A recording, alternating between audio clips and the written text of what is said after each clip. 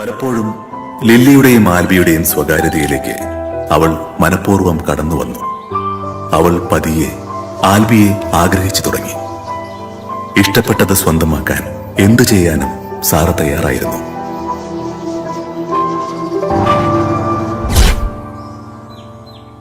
lily, lily,